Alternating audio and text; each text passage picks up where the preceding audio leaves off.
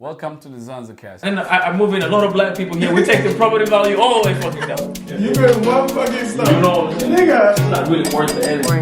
Yeah. Mostly. I don't know. That is a very vain. We are. Essence. Yeah. That's how I feel when I get on. Be like every time I get on. Hey, mamacita. Muy bonito. Baby, I got it. Like Mama Africa. You just way too bad. You the top, make a man go mad. You just way too bad. You the top, make a man wanna spend that bad. Yeah, true. Got me so in love with you that para. Because they were Never like when you on fire. Got a nigga singing like la la la la la la. Let that shit go. Ask like that you gotta let that shit go. 48 laws of power. You know what I feel like we should talk about? Because like this is also, I think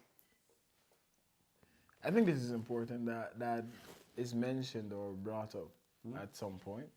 Complacency. Could you define that word for the viewers? Mine said define. Dude, do I look like the Webster dictionary? Yeah, a little bit. Oxford, that kind of thing. That's how I look. For the ones of us Uh-huh. who are not as educated as you, Wow, damn. Like, you see, I feel like there's salt in that still. there's no salt. It's like, as educated, like, educated as you. There's no salt. What's up, they do? There's none. Alright, I do this and then you gotta do this. There's salt in there. Nah, but you know what complacency means. Come on. You know, like you just get too comfortable and you feel like, yeah, I ain't need to do that much. I don't need to do anymore. I'm good now. You know? Yeah. I mean, you ever felt complacency setting in on you? Do you want the truth or you want the sweet truth? I want the truth. To be honest with you, I want you to speak the true. If you know the reference, you know the reference. Gen Z, bro. Shut up, man. Sound like a Gen Z nigga. Either way. Anyways, yeah. I think I say this. I don't remember if it was the last episode or the one before that. That I am my own worst critic. Whatever I do, I never feel like it's enough. I've never felt like I've done enough. So you don't feel that sense of complacency? I'm yet to encounter it. Let me put it like this then. Yeah. Like, do you ever worry about becoming complacent? I definitely do worry about becoming complacent. I guess that becomes with like a compensating mechanism in between there, where you feel like you always gotta do more than sometimes you need to. Yeah, you know. So that you don't become complacent. Yeah. Here's the thing. You see, you don't fire shots in my direction about complacency. I'm gonna fire back shots now. Go ahead. You know what I mean? Go ahead. I'm gonna just like line this shit up right. Like, I'm gonna do the sniper thing. I'm just firing one shot. Go ahead. But like, I'm gonna clear out the chamber. Let's go. Damn, bro. I'm fighting one shot, like just one. That was one. Nah, fuck no. That was one. Anyways, like, so you overcompensate. Yeah, I do. You feel like you overcompensate. Quite often, yeah. But if you feel that way, is that your way of like admitting in some kind of way that complacency is an issue? Yes. I cannot allow myself to get comfortable. But why though? Because I realized that I just started a journey and we still got at least 98% of the journey to go. Okay. I am not where I'm supposed to be. I'm not where I want to be. Like, my goals, like, I've ticked out a few things, but I still got a very long way to go. So I can't just sit on my laurels and just be like, yeah, I'm good now. No, I'm not. Oh, no. You see, you came at me and you was like, oh, you're using big words. Laurels. Please, do explain. It means I am very uncomfortable being comfortable. You understand that? Yeah, I get it. I'm just messing with you. Yeah, still, but it's all right. I had to break it down. I felt like you came at me, so it was like, all right, cool. This nigga said war, all right, cool. It's all right. Laura's like, can't do that. Because complacency is the killer of all creativity, my guy. You allow yourself to get into that zone, it destroys a whole lot more than you can imagine. So, no, I'd rather do more than do less. Okay. But like, do you feel like there's a sweet spot between being comfortable with what you're doing and being complacent? Because I feel like complacent, in my world anyways, complacent is a very negatively loaded word. Kinda is, yeah. In the sense that, like, if you're complacent, then you're taking things for granted, you know? Yeah, And that's not the same thing as being comfortable. No, it's not. So, like, how do you know when you're comfortable as opposed to when you're being complacent? Tell you the truth, my only metric to this is results. Okay. If I put in, if I have a campaign or if I have a new collection, whatever it is that's going on in the company, and I started off and I start seeing results of the implementation of the strategies that we're employing and everything like that, and I start seeing it bear fruit, I start seeing results, then I know if You're I on your should- way somewhere. I'm on my way somewhere, or if I should intensify my efforts. Okay. Yeah. But all right, let me throw you like a curveball. Go ahead, man.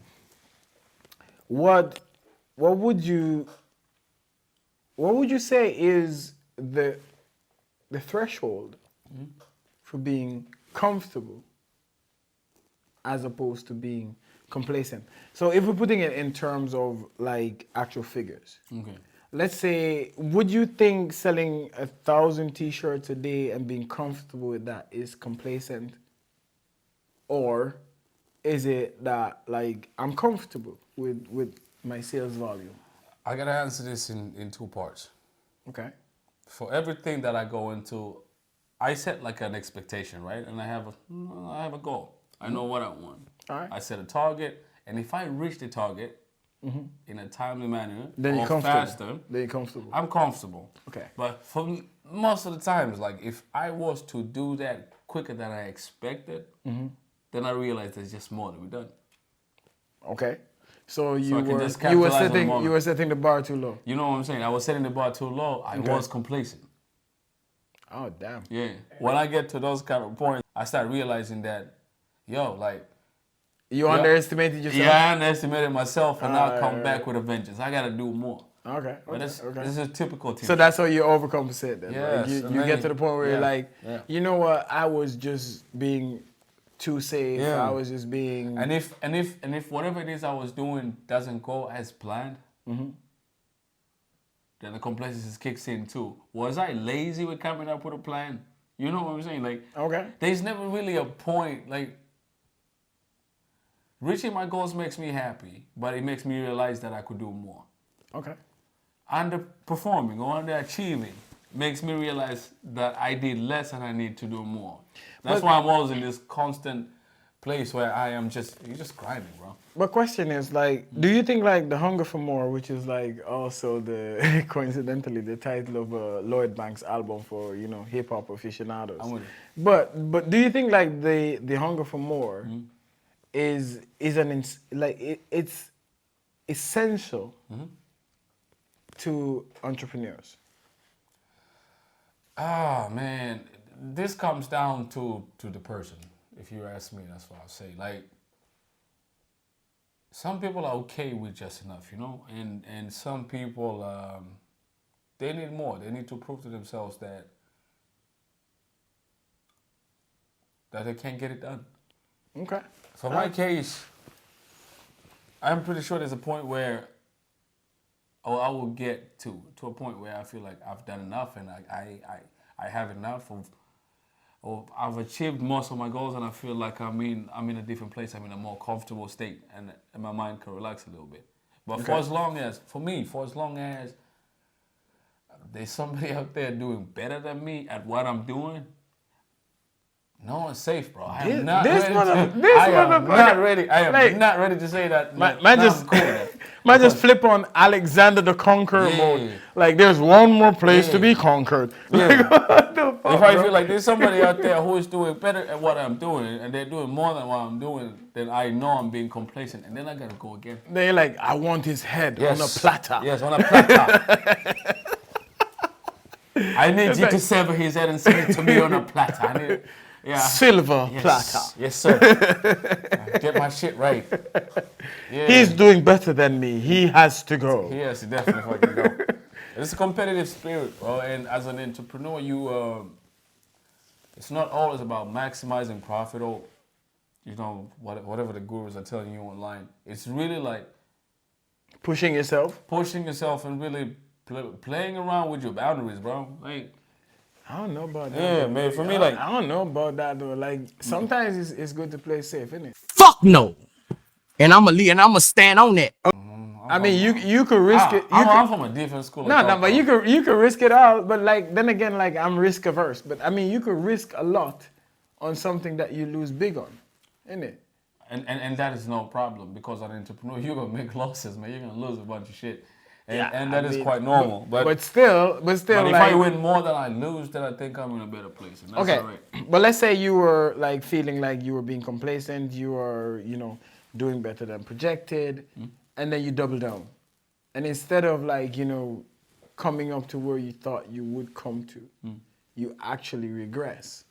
I understand. Like, I mean, how do you deal with that? Because like, first of all, is the optimism or, recognizing that, oh, this could be something, And then you're like, fuck it. It's like playing, I don't know, blackjack or poker or whatever. Yeah, you double down and you lose. You double down and you lose, And then it's just like, Well, the best thing about the game that we play, this game called entrepreneurship. I dare call it a game. But it's the game, though. Yeah, the beautiful thing I don't about know this about game that. we play is like, it's never guesswork. Like you've done a lot of research and you. Or you should. Or you should do a lot of research. Not doing your research and getting the right information is complacency, and we don't take that lightly over here. It's like you gotta understand exactly what you're doing, what the market is doing, who needs what, before you start producing a bunch of shit that people don't need. So this is important. If you have these bases covered, you could take risks, but they're very well mitigated. You know what I'm saying? But then that kind of like makes me segue into something else. Yeah. Isn't it complacency to assume that a certain product or a certain service is going to do well because you feel like? Well, it's never really about feeling. No, but that's what I mean. That is That's the what I beautiful mean. thing about it. But that's what I mean. Isn't it complacency if you're gonna start acting on feelings? This is business. The minute you start playing on feelings, bro, You're everything is complacent that you're gonna taking help. things for granted. Yeah, that's complacency, bro. You gotta do research and base every decision on numbers. That's just the truth. If I was decide to get my manufacturer to produce me 1,000 extra hoodies, is because I saw that there was market for that and people were buying that at a really fast rate. So I need to keep up with the demand. Then I order some more hoodies. But I wouldn't just order a bunch of hoodies just Because you feel like you can sell. Yeah, I feel like I could sell this. Yeah, people are doing this and they're doing that. Nah, that might not work for me. That is I'm blind like, faith. And I'm nobody- putting all my money on this. I'm betting the house. I could sell this. Nah, dog. That's not how you do that. And if you do that, you're gonna lose money. Yeah, what's the difference between like making an informed decision with some amount of risk as opposed to just going off a hunch? It's called ignorance. It's called ignorance. Damn. I mean, for as long as money is involved, you do not make any decision of feelings. Bro, like once you spend that money, once you cut that check, But like I could have, gone. but I could have taken the risk before and it paid off a feeling. of a feeling. I'm like, bro, like success rate on that is quite low if you ever calculate it. What I'm saying is this. But maybe I'm a lucky person. Who knows? Like maybe I'm a lucky guy. Oh, you can be lucky every day. And this is a business that needs to have longevity. So we do not depend on luck. We look at numbers. All right, Yeah, we look at what happened before, check those indexes, and then make predictions for the future. Okay. And then you can base off your decisions off that. So if, for example, if I know that last year at a time like this, we sold 1,000 hoodies, what was happening? What inspired that behavior, right? And then you go look at it, and then you realize it's something that happens every year. So logically, that's something that's gonna repeat itself. You get yourself ready for that. That's like, it's gonna be Christmas, people are gonna start doing Christmas shopping. That we know it's gonna happen. You get yourself ready for that. So it's a certain amount of analysis that has to go into. Yes, man. All right. And also, Word of the day. Hold on. Word of the day. Analysis. analysis. Do your fucking analysis. Due diligence. Yeah, there we go. Actually, that's a better thing. Yeah, do your due Due diligence, diligence. man. Like, make sure you understand everything you're doing. So, like, oh, I'm doing this. How much does it cost me? How much work is involved? What is it going to take me for me to be able to sell this and so forth? So cost benefit. Yes, once you Needs to be understand, done. and then you got to go off demand. You got to always go off demand. So, the minute you under there. Isn't it better to have like, high demand and low supply? Low supply. I mean, that is something that, for my business, I know this for a fact, that sometimes, like, there's some stuff that's evergreen, bro. Like a t-shirt, say, for example. A hoodie, for instance. They're articles of clothing that everybody will forever use. Like, it's something that people need. Yeah, well. Yeah, rather often. T-shirts. Yeah. How many or how much of what you're gonna sell depends on how good you are at marketing. That goes without saying. But those things are always gonna have some sort of demand, right? So they're staples. Yeah, they're staples. But you can't go out making dad hats in the winter and expecting them to go crazy because, like, But why the fuck not? Nobody Cold. is selling. Hey, nobody else is selling dad hats in the winter. nobody's selling dad hats in the winter, but there's no demand in the winter because people are cold and they want to. So that's probably why nobody sells dad hats in the winter. So exactly. then again, analysis. Yeah, you got to be able to look at the market trends and see what's going on, man. And some stuff is rather obvious, Nobody buys No. a winter jacket Obvious in to summer. you. Obvious to you. More. What are you saying though? You talked about doing the analyze and doing the research and thinking about what season it is, but and not act on emotion and No, they shouldn't. do decisions out of emotion. But in the end, isn't the decision about what risk to take still out of a hunch? Or like what your gut feeling tells you, because there will always be risks. And even if you do the analyze and the research and have all that stats, it's always a risk. And how do you know what risk to take? I'll tell you this. A gut feeling and an emotion are two different things. Is it? Bro, you gonna have to explain that. I would definitely explain that. And I was explaining it in the context of business. A gut feeling is that feeling you get when you're walking outside in the middle of the night and it feels eerie, like something bad is about to happen, that you shouldn't be going there. There's situational awareness of stuff that's involved in there. With business, you don't need so much of a gut feeling. The only gut feeling you need is just deciding what to go with. After you've done your research, it really tells you where you should go. Now you just listen to your gut feeling to tell you if that's the right decision. But like Actually, I take that back. It is a feeling, but it's very non-binary. It doesn't really affect the decision quite as much as you making a decision if you're happy, or if you're sad, or if you're scared. It's not the same exact thing. It's just like it's a hunch, or it's that personal compass that was put inside of you by nature that tells you this is the right thing. But your gut feeling very often will align with your research, and I know this to be a fact. this is actually where I was gonna go, because like a lot of the times that you make decisions, if you've been invested enough to do your research and you've done an analysis and you've gotten to a point where you have a relatively clear picture of what it is you're dealing with and where your demand is, what the supply issues are, all of these things that you need to know. Then you go with like, okay, let's say you've done the analysis and you've seen like over the last 5 years, for example, your competitors have consistently sold, like 25% incrementally, like every year, year on year, they're doing 25% more.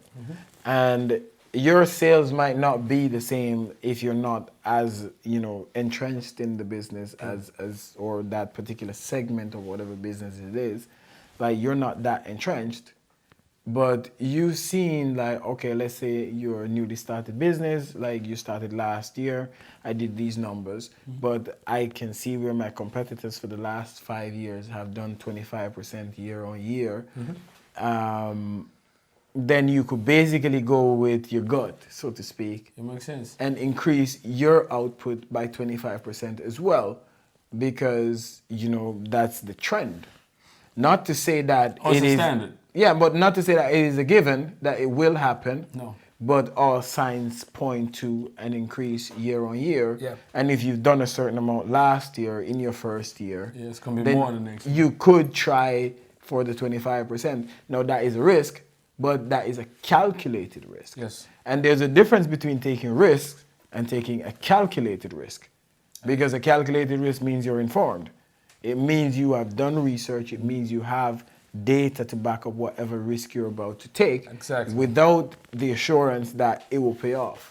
As opposed to just like, okay, so last year I did these numbers. I'm going to just double it. Big facts. You know what I mean? It's like, I'm going on a hunch that I could do double. Like, It's not one of those okay, I'll situations double like, it. yeah, Jesus take the wheel. No, he ain't gonna take that one. That's not a wheel Bro, that he'd be willing to bro, take. listen, Jesus wasn't around when they made wheels, Yeah, bro. exactly. That's or was he? Listen, now you start asking existential questions, bro. Like, What else you got? What else you got? You got something else? I got. yeah, more. Let's hear you. No, I've been sitting here listening to you guys, and you described yourself as an overachiever. There's somebody who's just not afraid to take risks. That's Nah, just, me, I fucking underachieve all the time. How do you find the balance in not burning out as an overachiever or overthinker and not end up being in the complacency? loaded. Yeah, good for you. I'm complacent all the motherfucking time. I'm just like, nah, I ain't doing too If much. I'm gonna tell you the truth and nothing but the truth, I haven't gotten to that point where I think about it yet. All I do is grind. I mean, the business is in its early second year, and all I can think about is how to make it better and the plans I have for it and where I see it going. I haven't really had the time to sit back and recline and feel like I'm good. So complacency is still not an issue. I'm not thinking about all that. But you know the other thing too, like if you really think about it, like I think you get to the point where, like, if you've always been a certain kind of person, you will get to a point where you come back to yourself, so to speak. Yeah, you will. Because any new thing will pull you outside of your comfort zone, and it will test the limits of your patience, your resilience, all of these things. Yeah. Your endurance. Yeah. Any new thing will do that. But eventually, like, let's say, for example, me, I'm a chronic underachiever. No, what I'm saying, No, bro. no, listen, But listen, I speak bro. blessings on your name. What kind of shit is that? Anyways, like, I'm contrasting myself. Fuck out of get here. it. Anyways, but let's say I'm a chronic underachiever, yeah? Any new thing will get me excited, pull me out of just underachieving, and maybe like, I believe in this, I could do this, and push myself outside of my underachieving self, yes? But once I get to a certain point, then I am comfortable with what I'm doing, and then I regress, more or less, back to, you know. You move back a little bit. Exactly. And I guess this is where complacency actually comes in, because a lot of the times you end up like, if you're an overachiever, you're just an overachiever. I don't believe that you can switch gears. I mean, unfortunately, I just don't believe that. I think it's possible. I know for me it's gonna come to a point where I be complacent, and this is why. But it's in your Because nature. not just that. This not just that. Zanzibar is just, this is my foot into the door. Like, it's my first business. I'm not gonna reveal so much, but this is not gonna be my last. And once you have that many balls, juggling that many Bro, balls. pause. Man said pause, bro. I say, I was Man making said a pause, point. bro. I No, was making a point. pause. All right, cool. Once you're juggling that many objects in the air, right? Circular objects. Why can I make this point? But like once you're juggling that many projects in the air, you are bound to get complacent in at least one or two, because you're one person and you can't be handling all this stuff. But I will delegate. And I will I will delegate, and I will make sure that the people are on point. So I'm not really worried about being complacent. You know what I'm worried about? I'm worried about failing and my endeavors not getting to where they're supposed to be. So complacency, bro. You can miss me with all that, like honestly. On God. Because like I don't feel like as an overachiever you can be complacent. Because if we're contrasting again, like I said, me being the chronic underachiever and somebody else being the classic overachiever. Yeah, whatever. Listen, leave me alone, bro. I like to play safe and live below people's expectations. I can fly under the radar. It's cool. But not right with me. Yeah, shut up, man. But what I'm trying to get at, I don't feel like people who constantly set high standards for themselves, push themselves, and constantly try to do more, I don't feel like they ever become complacent, because I feel like it's a part of your nature to, constantly be doing and pushing and wanting to go further, do more.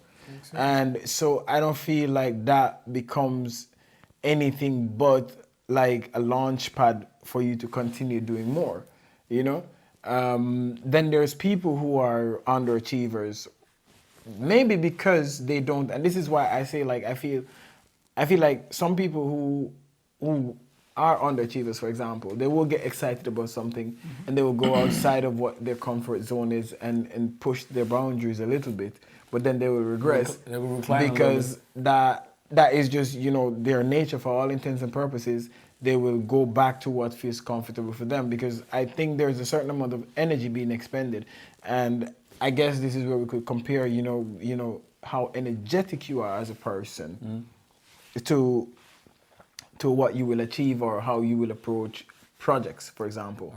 Like a person who is very energetic and who has drive and all of that kind of thing will sustain their endeavors over a longer period of time without regression. True shit. And somebody who is, let's say, for want of a better word, somebody who is an underachiever, like you will get bursts of energy. It's not like you won't. Yeah. You will get inspired. You will really feel like this is something. You get bursts of energy, but you will not be able to sustain it because you are not a person who is built that way, basically. And I feel like that is something that has to be contended with. And like you therefore need to have a strategy. If you recognize, because I think, again, I'm a big proponent of this, that you need to know yourself. Yeah. And once you know who you are, then you can strategize as to the approach you're going to take and what endeavors you choose. Wise words. With that being said, you ain't got to go home, but you got to get the fuck out of here. Next time, man. See ya. Bye.